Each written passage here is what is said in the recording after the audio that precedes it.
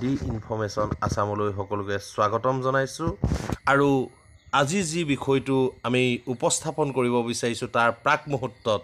মই এই ভিডিঅ'টো সেইসকল ব্যক্তিক নেচাবলৈ অনুৰোধ কৰিছোঁ যিসকল ব্যক্তিয়ে চৰকাৰৰ দায়িত্ব লৈ অসম চৰকাৰ ৰাজকোষত টকাৰ অভাৱ নাই বুলি কয় ৰাইজৰ হিতাৰ্থে সকলো কাম কৰিব পাৰি বুলি কয় সেইসকল ব্যক্তিয়ে এই ভিডিঅ'টো চাই সময় নষ্ট কৰিব নালাগে ইউটিউবত এনেকুৱা বহু ধৰণৰ ভিডিঅ' আছে সেইসকল ব্যক্তিয়ে সেই ভিডিঅ'সমূহ চাওক যিসকল ব্যক্তিয়ে অনুভৱ কৰিব পাৰে যিসকল ব্যক্তিয়ে বুজি পায় সেইসকল ব্যক্তিক আজিৰ এই ভিডিঅ'টো চাবলৈ অনুৰোধ কৰিছোঁ আমি আপোনালোকক দেখুৱাইছোঁ এখন পকী দলং যিখন দলং চৰকাৰে হাজাৰ হাজাৰ কোটি টকা খৰচ কৰি এখন বৃহৎ দলং বনাইছিল যিখন পকী দলঙৰ তলত বৰ্তমান গৰু ছাগলীৰ ঘাঁহ আছে আৰু খেতিয়কে খেতি কৰিব পৰা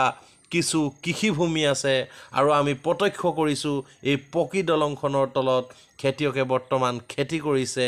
বিভিন্ন ধৰণৰ ৰবি শস্য কৰা আমি দেখিবলৈ পাইছোঁ আমি পকী দলংখনৰ ওপৰৰ দৃশ্য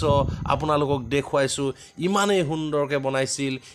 সুন্দৰকৈ বনাইছিল বিভিন্ন ক্ষেত্ৰত যাতায়াতৰ সুবিধা হ'লহেঁতেন স্থানীয় কৃষকসকলে ব্যৱসায় বাণিজ্যৰ ক্ষেত্ৰত সকাহ পালেহেঁতেন এই পকী দলংখনৰ পৰা কিন্তু এই পকী দলংখনৰ তলত বৰ্তমান খেতিয়কৰ খেতিৰ বাহিৰে বেলেগ নাই ধনশী নদীত থকা এই দলংখনত বৰ্তমান এটাহে খুঁটা মাত্ৰ পানীত আছে চৰকাৰৰ ৰাজকোষত যদি টকাৰ অভাৱেই ঘটা নাই তেতিয়াহ'লে এই দলংখন সম্পূৰ্ণ কৰিবৰ কাৰণে কিয় টকাৰ পুনৰ আবণ্টন কৰা হোৱা নাই এই দলংখন কিয় সম্পূৰ্ণ কৰা নাই ইমান এখন প্ৰয়োজনীয় ৰাইজৰ উপযোগী যাতায়াতৰ উপযোগী ৰাইজৰ হিতাৰ্থে এই দলংখন সম্পূৰ্ণ কৰিবলৈ চৰকাৰে কিয় ভূমিকা গ্ৰহণ কৰা নাই সেইটোৱে ৰহস্য হৈ পৰিছে